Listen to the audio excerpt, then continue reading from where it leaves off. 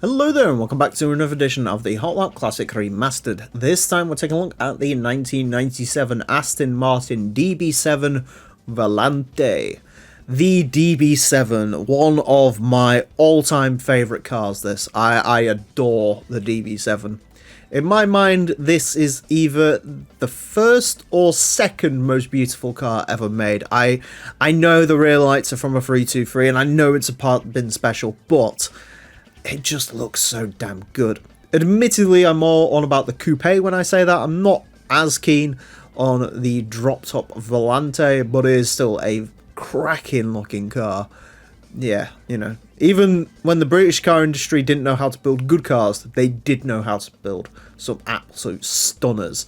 It's just a shame Aston Martin completely lost the plot, as it has done in the last couple of years, but that's a rant for another day. DB7, one thing to note on this car in the base game has a very strange gearbox, which is something the GT2 Plus mode has fixed. So top speed is going to be increased, which shouldn't really matter around our track, but obviously in the base game your mileage may vary compared to the time we're going to get out of this.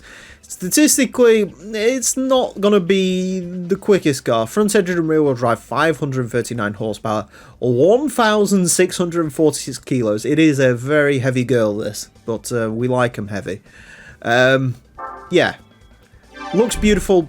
I'm not quite sure how its on-track performance is going to be, but we'll see. It is going to get 6 laps of the Motorsports Land track in order to set the best time it possibly can.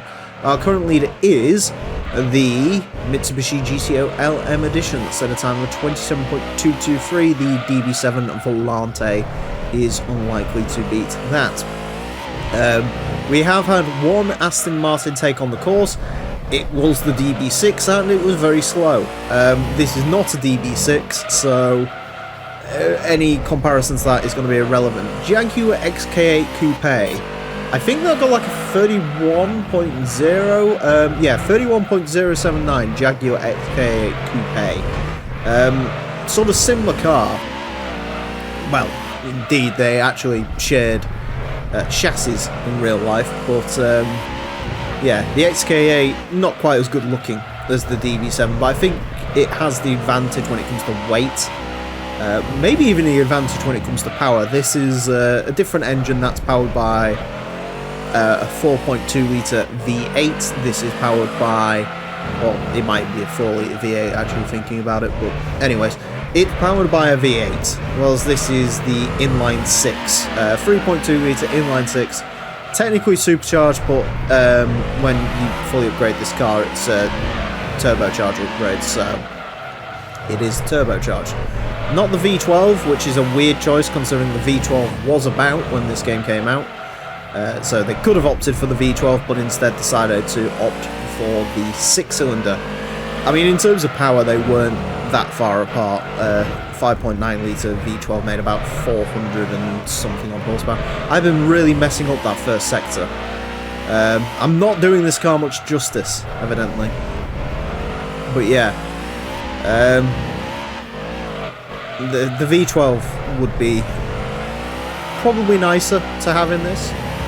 Unfortunately, might be, something upcoming in the pipeline that might give this car a big burly V12. Just something I've heard through the grapevine. There might be a couple more DB7s in Gran Turismo soon.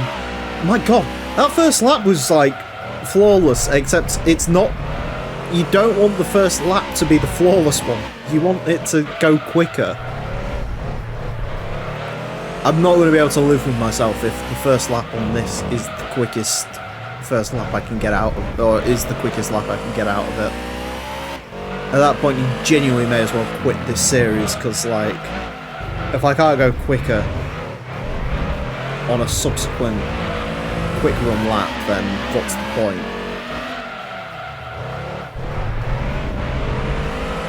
To be fair, now I'm thinking about it, are the longer gear ratios really helping this car out that much? I'd say, in a way, you can sort of leave it in gear, but I wouldn't say it's helping it much. 31.207. Thank God we finally pulled something out of the bag on the final run there. Yeah. That's, well, let's be honest, it drives like it weighs 1.7 tons or however much it drives. It's, it would be a lot better if it was a lot lighter. Some cars weight's good, like Camaros, which make a lot of torque, but this also doesn't make a lot of torque. And it's a little bit sketchy to drive, so, yeah, admittedly, I think that last lap was quite quick. I don't think I was performing at my absolute best, but still, that is probably about where that would have gone. Yeah, not brilliant, it does have to be said. A 31.207 places this into 182nd place. It is quicker than a Vauxhall Vectra, one of them, thank God. Quicker than a Stratus, quicker than the Alfa Romeo 2.5 V6. It is, as I mentioned, about 1.1 and a bit off of the XK8. Admittedly, that's not much of a gap, but obviously because of how many cars have gone round, it looks like it's more of a gap. It's slower than a Chrysler Phaeton. Probably wouldn't run home and tell your parents about that, but there you go. I mean, it's a lot quicker than that DB6. I think the Coupe, which is going to have the race mod, I think that will be quicker than this, quite significantly. It's also going to weigh a lot less than this does. But, yeah, this is a heavy old girl, but, as said, we like them heavy, and she's beautiful, so you look past it. Anyways, that's it for this episode. Thank you all very much for watching. Join me next time when I'm trying something completely different. Until then, farewell.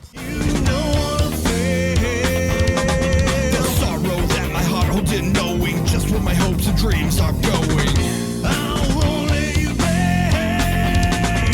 Got up in a wall that you are not part of. Eyes on the slit of your face.